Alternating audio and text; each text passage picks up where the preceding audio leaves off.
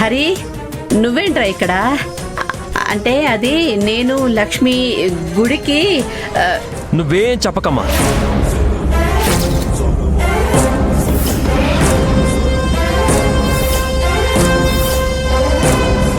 నువ్వు ఏం చెప్పాలనుకున్నావో అప్పుడే నేను అన్నీ విన్నాను. చెప్పడానికి ఇంకేం మిగల్లేదు. మరి ఇంత దిగజారిపోతావు అనుకోలేదమ్మా.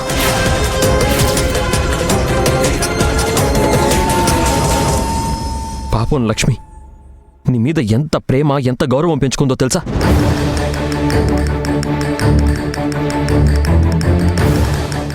నీకోసం, ఇంట్లో వాళ్ళ కోసం ఏం చేయడానికైనా సిద్ధంగా ఉన్నానని ప్రేమాప్యాయతలతో చెప్తుంటే నువ్వు తన మంచితనాన్ని దుర్వినియోగం చేసుకొని దాంతో ఏం చేయాలనుకున్నావమ్మా?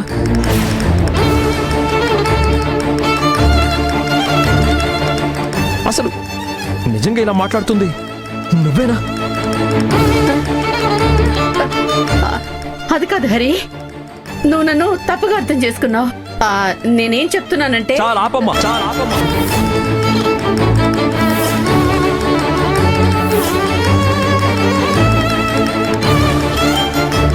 ఏది తప్పో ఏది ఒప్పో నాకు తెలుసు.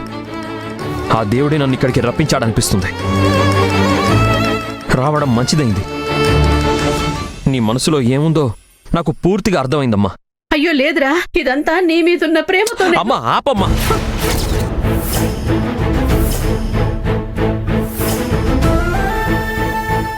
నీకు నిజంగా ప్రేమ ఉన్నది దేనికోసమో ఈరోజు క్లియర్గా అర్థమైంది.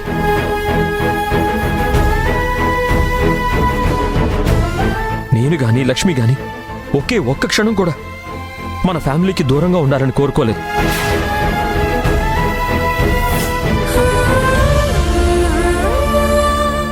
అందరూ ఆనందంగా కలిసి ఉండాలనుకున్నాను. కానీ నీ మనసులో ఇంత విషయం నింపుకున్నావు నాకు తెలీదు. ఇలా ఎలా ఆలోచించగలిగావమ్మా?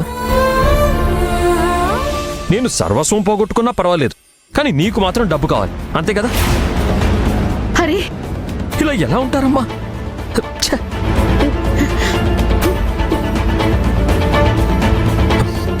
నిజం చెప్పమ్మా, నీకు నేను సంతోషంగా ఉండడం ఇష్టం లేదా? నా మీద ప్రేమ లేదా? అరే, జీవితం పంచుకున్న నా భార్యను నాకు దూరం చేయాలనుకున్నావా? దీనివల్ల నీకేం ఆనందం వస్తుందమ్మా? అసలు ఎందుకు లక్ష్మి విషయంలో ఇంత కఠినంగా ఉన్నావు? అసలు నిజంగా నువ్వు మా అమ్మవేనా?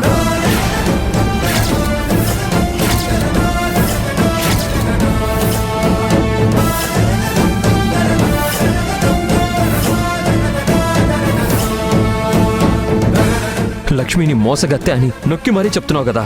తను ఏం తప్పు చేసిందమ్మా? నీతి నిజాయితీ అని బతుకుతుంది. తప్పులన్నీ నేను చేసినా తను భార్యగా నాకు తోడు నిలబడి నా భారం తను మోస్తుంది.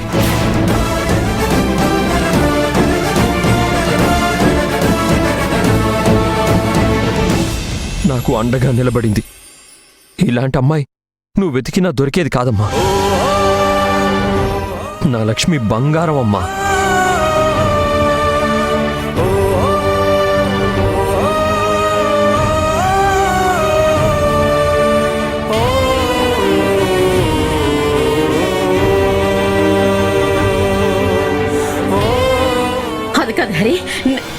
దయచేసి నువ్వు మాట్లాడకమ్మా.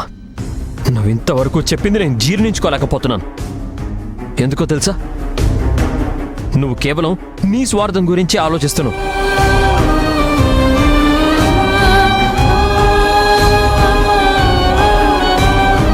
నీకు కావాలన్నది దక్కలేదని బాధపడుతున్నావు.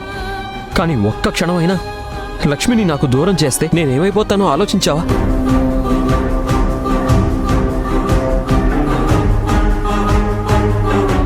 ఇలా ఎందుకు చేస్తున్నావో చెప్పమ్మా. నువ్వు అనుకున్నదే జరగాలంటావు. నిజంగా లక్ష్మి కాదమ్మా స్వార్థపరురాలు, నువ్వమ్మా, నువ్వమ్మా.